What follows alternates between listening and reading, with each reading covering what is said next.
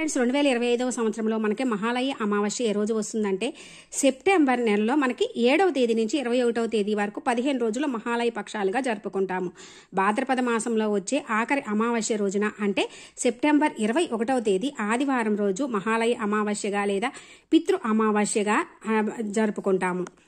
అమావాస్య తిథి వచ్చేసి 20వ తేదీ శనివారం రోజు రాత్రి 12:09 నుంచి 21వ తేదీ ఆదివారం రాత్రి 12:06 వరకు అంటే ఈరోజు పూర్తి అమావాస్య తిథి ఉంటుంది.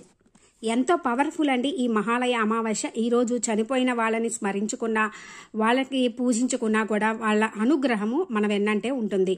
చనిపోయిన పెద్దలకు పెట్టుకోవడం, పూర్వీకులకు తర్పణాలు, శ్రాద్ధం వంటి కార్యక్రమాలు ఈరోజు ఆచరించడం వలన పితృదేవతలకు మోక్షం కలుగుతుందని నమ్ముతారు. ఈ 15 రోజులు కూడా చనిపోయిన వారు భూమి మీదకి వచ్చి వారి కుటుంబ సభ్యులకు దర్శనమిచ్చి వారి కుటుంబ సభ్యులని ఆశీర్వదిస్తారని చెప్పి మన పురాణాలు చెబుతున్నాయి.